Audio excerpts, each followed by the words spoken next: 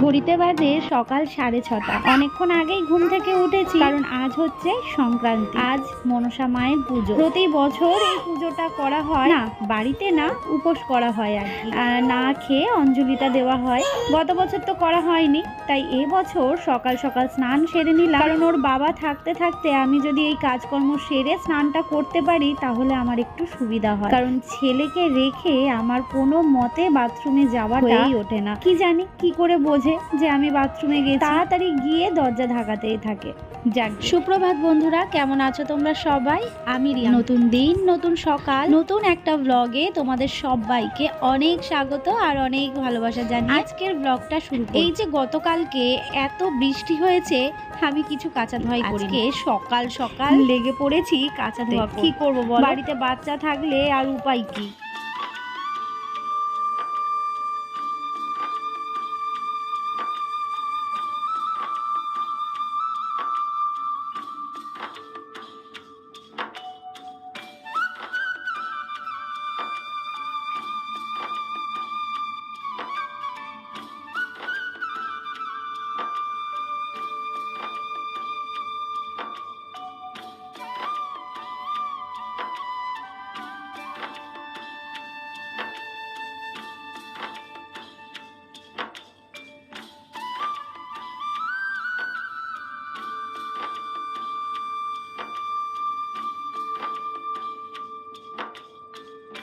আমার এই কথাটা শুনে হয়তো অনেকে বলবে যে রিয়াঙ্কা, তুমি শিক্ষিত মেয়ে হয়ে কিভাবে এই জিনিসগুলো মানো। তবে কি বলতো, আমরা তো গ্রামে থাকি, তবে কিছু কিছু জিনিসগুলো যখন সেটা সন্তানের ওপর হয় তখন সেইগুলো মানতেই হয়। তাই জন্য আমিও কিন্তু মানি। সেটা হচ্ছে এই যে আজকে সংক্রান্তি, আর এই সংক্রান্তির দিনেই শ্যাম্পুটা করে নিলাম। এটা করা উচিত ছিল না, কিন্তু উপায়ও ছিল না। গতকালকে যে আমি শ্যাম্পুটা করব, ছেলের জন্য করে উঠতে পারি, তাই জন্যই আজকে সকাল সকাল কাজকর্ম সেরে স্নানটা করলাম। সংক্রান্তি, ছেলের জন্মবার, এগুলো অন্তত আমি মানি। তাতে তোমরা মায়ে যাই বলো না কেন, আমার একটা ব্যক্তিগত ব্যাপার। জানি না কতটা রোদ উঠবে, তবে ওই যে আলো দেখা যাচ্ছে, আর অনেকটা আলো হয়েছে, একটু রোদের তাপও হয়েছে। তো এদিকে জামা কাপড়গুলো কেচে ধুয়ে দিলাম, আর ওর বাবা এখন কাজে যাবে। চলো দেখি, নিচে যাই। ছেলে তো এখনও ঘুমোচ্ছে। ওর বাবা থাকতে থাকতে আমি স্নান সেরে আর এই জামা কাপড়গুলো কিন্তু কেচে দিয়েছি। যদি এমন ওয়েদার থাকে তাহলে আশা করছি শুকিয়ে যাবে। আর চারিদিকে যা অবস্থা, আর ভালো লাগছে না। বৃষ্টি এক টানা হয়ে গেল 2 দিন ধরে। টাটা। কি অবস্থা বলো রাস্তাটার, পায়ে কাদা লেগে গেল। হ্যাঁ, কি অবস্থা।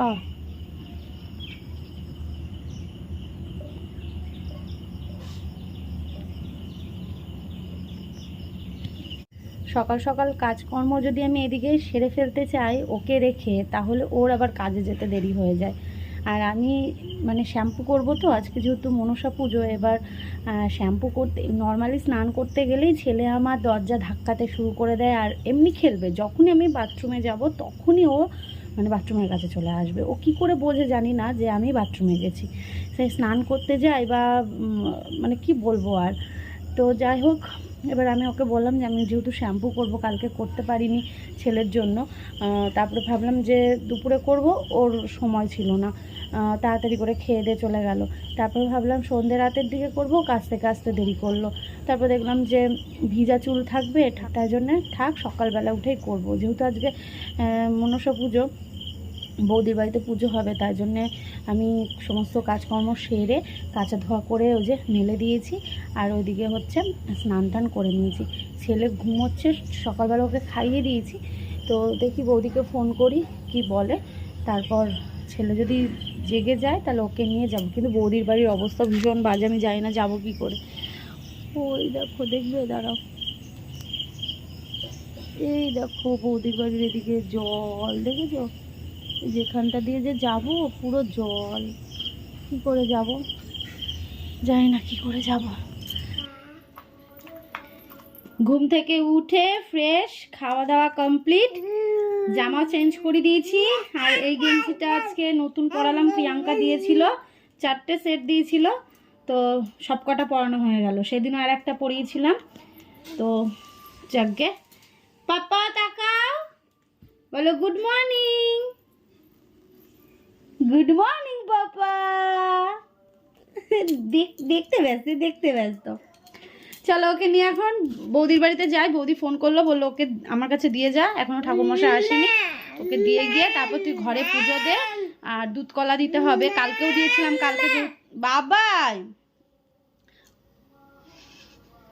কালকেও দিয়েছিলাম, আজকে তো দিতেই হবে। চলো পরে আসছি বৌদির বাড়িতে। মানে আমি বললাম যে আমি একটুখানি যাচ্ছি আর তুমি আসো, এসে নিয়ে যাও, কারণ এত জল কাদার মধ্যে আমি ছেলেকে নিয়ে যেতে পারবো না, আবার শাড়ি পরবো একটু পরে এসে। ওকে দিয়ে এসে তারপরে আমি পুজোটা সেরে নিই। আমার জান, চলো।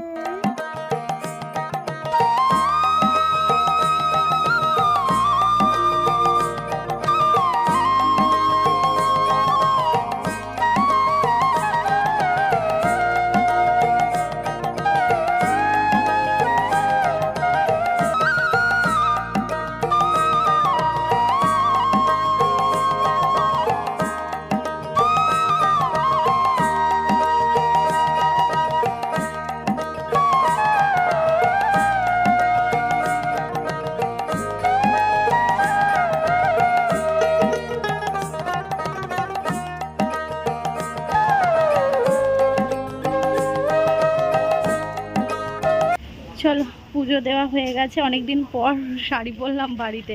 এই যে তুলসী তলাতেও দুধ কলা দিয়ে দিয়েছি, দেখতেই পাচ্ছ। আর এই যে পথের সামনে দিতে হয়, এই যে এখানেও দিয়ে দিয়েছি, আর ঠাকুরের ওখানেও দিয়ে দিয়েছি। ঠাকুর মশাই পাড়ায় ঢুকেছে, কিন্তু এখান থেকে আবার অন্য জায়গায় চলে গেছে। কেমন লাগে বলো তো, তার মধ্যে ফোন নাম্বার নেই। আমার আবার রান্না করতে হবে, কি করব। এক কাজ করি, ছেলেকে নিয়ে আসি, এনে রান্নাটা বসিয়ে দিই। তারপর হচ্ছে যখন ঠাকুরমশাই আসবে বৌদি ফোন করবে, গ্যাস বন্ধ করে চলে যাব। কি করব। এই দেখো, দেখেছো বৌদিদের এখানে বাজে অবস্থা।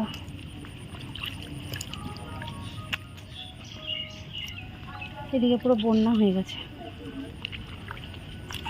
চলো তোমাদের সাথে একবার শেয়ার করা যাক বৌদি কিভাবে পুজো করে। তো এখানে কিন্তু মূর্তি আনা হয়েছে, সাথে ঘট গিয়ে দুধ কলাও দেওয়া হয়েছে সরাতে, আর সমস্ত কিছু গোছানো কমপ্লিট। ঠাকুর মশাই আসলেই হয়। বিয়ের পর এসে দেখি এখানে সবাই কচু পাতাতেই দুধ কলা দেয়, তাই এই মাসটা জুড়ে কচু শাক কেউ খাবে না। তো আমার বাপের বাড়িতে দেখি সবার নিয়ম তো আর সমান নয়। তোমরা জানিও তোমরা কিভাবে পুজো করো।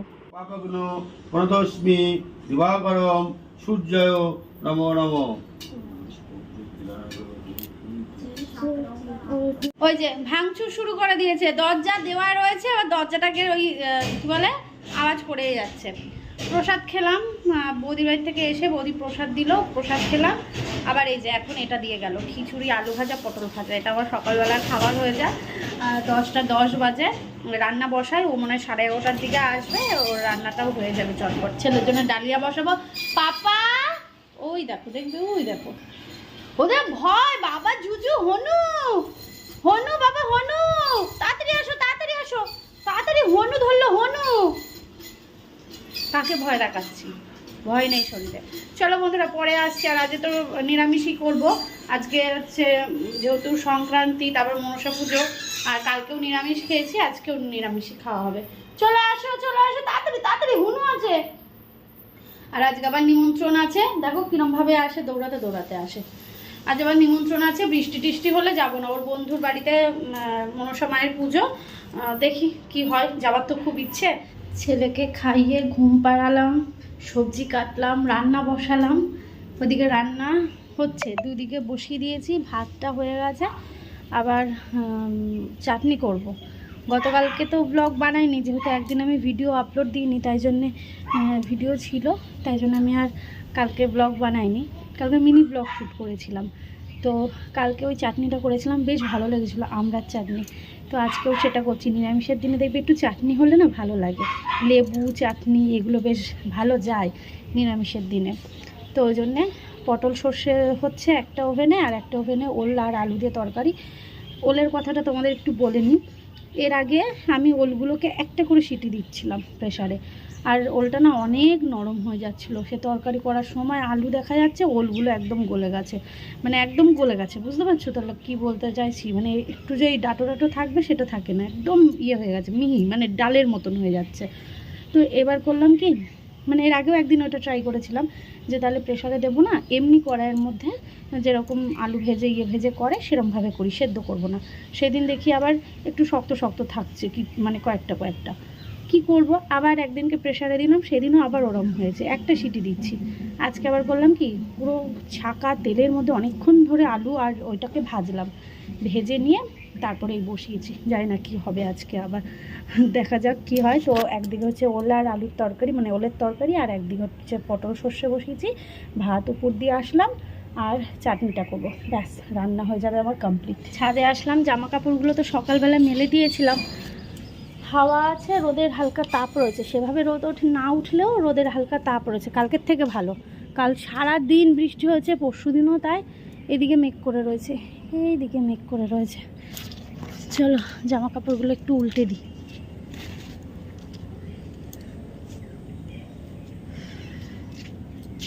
শুকিয়ে গেলে বাছি। এই সকালবেলায় ওর বাবা ছিল বলে কেচে দিতে পারলাম, আর এই শুকিয়েও গেল। আরে সারাদিন লাগবে অবশ্য এটা পুরো শোকাতে। উল্টে দিলাম তো শুকিয়ে গেলে।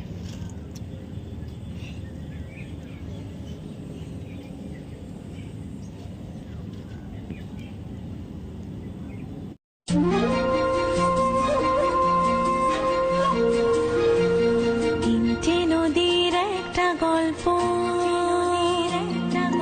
মেঘ আলো ছায়া অল্প স্বল্প। তিনটে নদীর একটা গল্প, মেঘ আলো ছায়া অল্প স্বল্প। ইচ্ছেরা ডোবে ইচ্ছেরা ভাসে, নদী মিশে যায় অলিক আকাশে। ইচ্ছে নদী, ইচ্ছে নদী, ইচ্ছে নদী, ইচ্ছে নদী।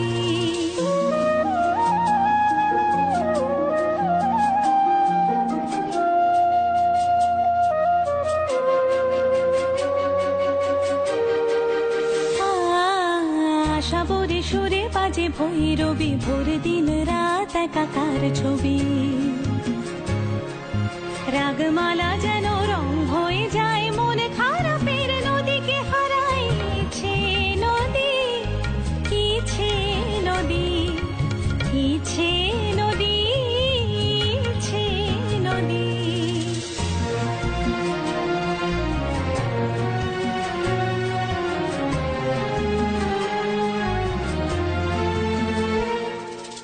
ইচ্ছে রাজ পেয়ে গেছে ডানা। বৃষ্টি নামলো, ভাগ্যিস জামা কাপড়গুলো নিয়ে এসেছে। মানে কতবার যে বর্ষাকালে ওপর নিচ করতে হয় কি বলবো। তখন গেলাম ওপরে জামা কাপড়গুলো উল্টে দিয়ে আসলাম, বেশিক্ষণ না, এসে সবে তরকারিটা নামিয়েছি, ব্যাস কালো হয়ে অন্ধকার হয়ে আসলো। তাড়াতাড়ি করে গ্যাস বন্ধ করে আবার গেলাম, গিয়ে জামা কাপড়গুলো তুলে এনে ওর বাইকের ওপর রেখেছি। আর এখন ঝম ঝরিয়ে বৃষ্টি নামলো। ভাবলাম বৃষ্টি মনে হয় গেল, না বৃষ্টি যায়নি গো। আমাদের রাস্তাটার যা পরিস্থিতি, হাঁটার উপায় নেই, জানো না, বিশাল জোরে নামলো। পা ভিজাচ্ছে পাজি, এ পাজি পা বের কর, পাজি পা বের কর। ছেলে আমার বৃষ্টির মজা নিচ্ছে। ও বা কি করছো তুমি? পায়ে জল লাগায় না, পা বার করে উনি পায়ে জল লাগাচ্ছে। চলো এবার তো খেতে বসতে হবে, তার আগে তোমাদের সাথে রান্নাগুলো এক ঝলক শেয়ার করি। আজকে কিন্তু ওলটা দারুণ সেদ্ধ হয়েছে, এবার থেকে এইভাবেই করব। আচ্ছা রান্নাগুলো দেখতে কেমন হয়েছে বলো তো, কারণ আগে তো দর্শনদারি, তারপর তো গুণ বিচারি। এই আমের টক আর পটল সর্ষে, আর ওইদিকে ওলের তরকারি। অনেকক্ষণ পর আসলাম তোমাদের সামনে, মাঝখানে অনেকটা সময় গেল। তার কারণ হচ্ছে আমার ফোনে কিছুতেই ভিডিও এক্সপোর্ট হচ্ছিল না, কিছুতেই না। তো সেই জন্য আমি আর নতুন করে ভিডিও শ্যুট করতে পারিনি। তো যথারীতি এখন এই যে ওর বাবাও রেডি, আমি রেডি, আর এই যে ছেলে ঘুরে ঘুরে বেড়াচ্ছে। যাচ্ছি ওর বন্ধুর বাড়িতে, নিমন্ত্রণ আছে। পাপ্পা এদিকে তাকাও একটু, এই যে এই যে এই যে এই যে দাও, এটা দাও, একটু ঘুরে দেখাও, তোমার জামাটা একটু দেখিয়ে দাও সবাইকে। দেখো দেখো, এই দেখো আমার ছোনা পাপাকে কেমন লাগছে, আমার পাপাকে কেমন লাগছে বলো তো। ও বলে দিল বাবা, তোমাদের বলতে হবে না, ওই আগে থেকে বলে দিল বাবা। তো চলো, এই হচ্ছে আমার বাবন, এই যে দেখো। বাবা জুতো জুতো জুতো, ওই পাটা লাগে রে বাবা, না ওই পাটা। এখন জুতো পরতে কোনো কষ্ট নেই, এখন জুতো পরতে গেলে পা ঢোকায়। হ্যাঁ হ্যাঁ হ্যাঁ, আবার একটু বসো একটু বসো একটু বসো বসো। হ্যাঁ এবার এইটা এটা পরো, এটা পরো। কি প্যান্ট পরতে গেলে কষ্ট, কিন্তু জুতো পরতে গেলে এখন কষ্ট না, জানে জুতো পরলে হাঁটবে যে।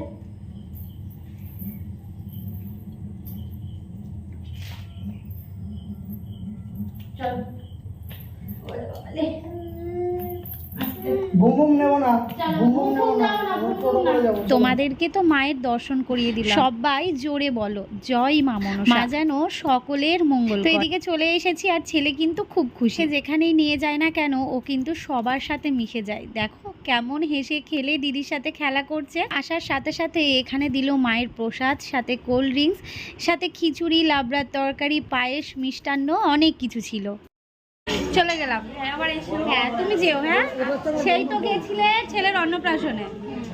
যেও, হ্যাঁ চলো। ব্লগটা তো এখানেই শেষ করব, বাড়িতে গিয়ে আর ব্লগটা কন্টিনিউ করা হয়নি। তো কেমন লাগলো আজকের ব্লগটা কমেন্ট করতে কিন্তু ভুলো না। দেখা হচ্ছে নতুন দিন, নতুন সকাল, নতুন একটা ব্লগের সাথে। সবাই ভালো থেকো, সুস্থ থেকো, সবাইকে জানাই শুভরাত্রি।